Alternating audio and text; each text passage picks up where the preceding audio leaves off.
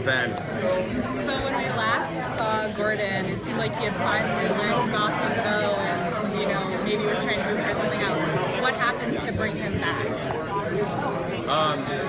Rejection.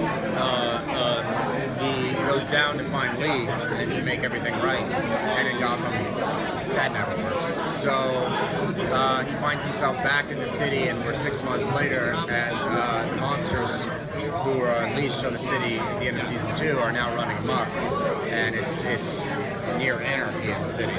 So Gordon, disillusioned with everything, really, it doesn't return to the GCPD. He's a bounty hunter, and he is tracking down these monsters and bringing them in for a price. And he's living a very solitary and lonely life.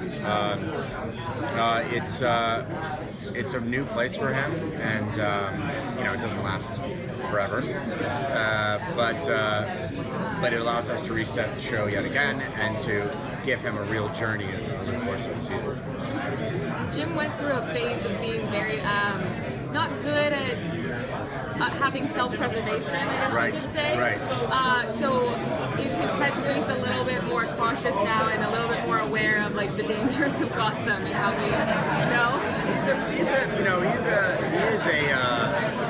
kind of like one of those guys. I mean, because he did, in our version, he did serve overseas and he did see war. He's kind of one of those guys that once that's in his blood, he's sort of can't help but seek it out. You know, he needs that adrenaline to feel alive, and so he's anything but cautious. Given everything that's happened to Jim Gordon over the course of season 2, can you give us your opinion on his state of mind? Or where is he at right now, given how the show ended? Well, he's lonely. He feels isolated. He feels like the initial goal that he had of cleaning up the city is not even really worth pursuing. He's only sort of going about it as a bounty hunter to survive, you know, financially and otherwise, give him something to do.